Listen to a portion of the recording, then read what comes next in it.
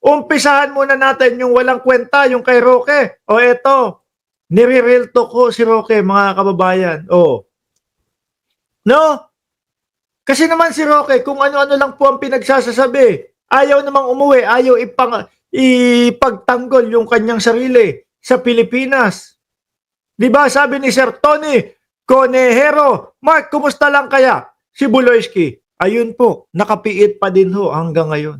No? Sabi dito ni Mama OG Diaz kay Roque, bumalik ka dito, gaga. GAG. Parang kumausap lang din ng ano no, ng bakla din no. Kasi ho ganyan ng ano ganyan ho ang mga salitaan ho mga kababayan ng mga 'di ba, kapwa mga Becky. Oh, yeah, si OG Diaz naman ho, mga bossing, merong pamilya.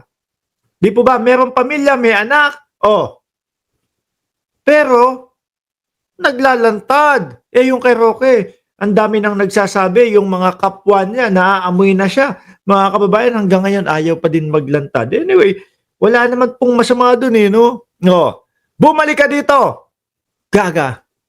Harapin mo kasi yung mga reklamo sa'yo kung matapang ka. Hindi nga po. No?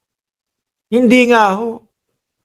Tingin ko ho dyan, Mama Oji, kaya po napunta si Roque sa pagtatago kasi nga hindi niya kayang idepensa yung kanyang sarili. Dahil kapag ka inilantad niya yung ipinagmamalaki at ipinagyayabang niyang dokumento na magliligtas sana sa kanya, pag nilantad niya yun, lalo siyang madudurog. Di ba? Lalong makikita siguro ho, mga kababayan, na hindi totoo yung sinasabi niya. Na hindi po galing, na hindi galing sa Pogo yung pera niya. Di ba? Sabi niya, ganito, ganyan, yung pinanggalingan ng pera namin, no? Galing po sa pinagbentahan ng mga kalupaan. Oh. Tapos wala naman yatang maipapakita. Di ba? Harapin mo kasi ang mga reklamo sa'yo kung matapang ka. Walang umaapi sa'yo. Ito ho mga kababayan, mga boss chief amo sir, alam naman po natin, si OG Diaz, kakamping ko yan. Bumabanat din po yan dati sa unit team, mga kababayan. Pero sila ho, yung mga kakamping, pag alam nila na tama yung administrasyon, na tama yung mga nakaupo, hindi ba banat yan? Hindi po kagaya ng mga DDS, panay na lang ho banat. Maganda na ang ginagawa nung gobyerno at nung presidente, wala pa din. Panay pa din po banat at paninira, mga kababayan. Sila, marunong silang kumilatis kung sino talaga ang may mali at kung talaga bang inaapi yung tao o hindi. Kasi si Roque, ang pamukha sa buong mundo inaapi siya. Ano? Wala naman ho umaapi. Bagkus nga ho, sila yung mga naninira nang walang ebidensya. Sisigaw-sigaw, paulit-ulit, bangag, bangag, bangag. Yung ebidensya nga nila, gawa-gawa ho nila. Di po ba? Sino po ngayon yung nangaapi? Halos sila ang nangaapi. Sasabihan mo, yung tao, di ba, na-addict, bangag, wala ka namang sapat na ebidensya. Pang-aapi yun, pambubuli yun. Di po ba? Kailangan kapag ikaw nagbitaw ng salita, kumpletos recados ka. Di ba, Ma'am Chris Rose at Lenny at Ma'am Trexie Villa? Ang galing mag-vlog niyan, si Ma'am Trexie Villa. Nanonood ako sa kanila. Di ba, sabi ni Nori B, hindi natin inaapi. Siya ay ating pinapauwi. Sagutin yung reklamo sa kanya, ipagtanggol ang kanyang sarili. Yun lang naman ang dapat gawin ni Roque. Di kapag ka naipagtanggol niya ng maayos ang kanyang sarili, baka pati ho tayo mga boss chief amo sir, ipagtanggol ho din natin siya.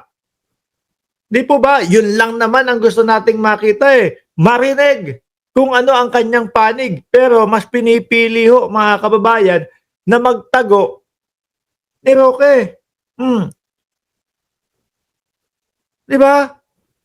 Sabi dito, Ikaw ang may kagagawan niyan kaya ka hindi makauwi. Oh, totoo. Diyos ko, dati tino mo. 'Di ba kapagka nakikita ho natin, mga kababayan, si Roque sa podium talagang nakaganyan pa, eh, 'no? Maayos, mamula-mula yung cheeks, oh. Ngayon ho, puro eye bag na. Kung ano-ano na. Ang layo na ho nung Roque nakilala natin o yung nakita natin na tumitindig, nakatayo sa podium ng gano'n, ng malinis, maayos. Ngayon no, stress na. Tapos kung ano-ano na lang po ang pinagsasasabi. Bangag, bangag, bangag. Oh. Adik, ano ba yung sinasabi ni Rocky? Bangag, bangag, bangag. Butod, butod, butod. Oh. Parang bata na lang ho, mga kababayan. Dala na din po ng stress yan. No? Sabi ni Gracious Grace, correct ang Pinklawan.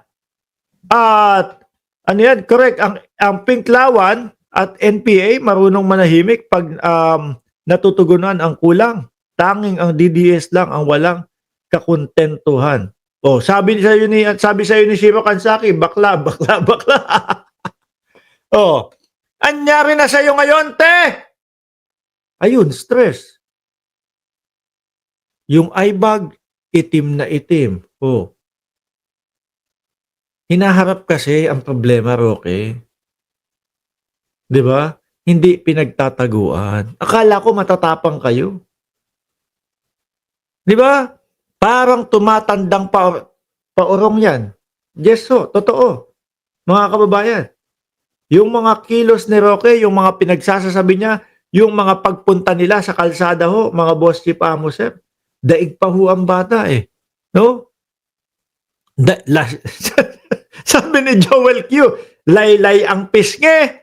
Oh, si Roque ho ngayon, mga kababayan, matatawa ka na lang eh. Kung hindi mo siya kilala, tapos tatanungin mo, sino yan? Yung sumasayaw ng butod-butod bungot, butod, bangag, bangag, bangag. Sino yan? No? Dating spokesperson ng presidente yan, yung dating presidente. Ha? Ganyan? Bakit parang sira ang tuktok? Parang may hableg. Di mo ba? Tapos, yung itsura niya ngayon versus dun sa itsura niya ho dati, mga kababayan, ang dungis ng tignan ho ni Harry Roque. Roque, alam mo solusyon sa problema mo? Umuwi ka. Ipagtanggol mo ang iyong sarili. O baka makatsamba ka. Pero syempre ho, mga kababayan, ang nagtatago at ang pumupuga, mas malamang po sa iisipin ng mamamayang Pilipino, may kasalanan to. Hindi kayang ipagtanggol ang kanyang sarili. Sabi ni Chi, ng Cereza Force, ganyan talaga ang naluging bakla. Alisin na ho natin yan, mga boss chief amo sir. Yan.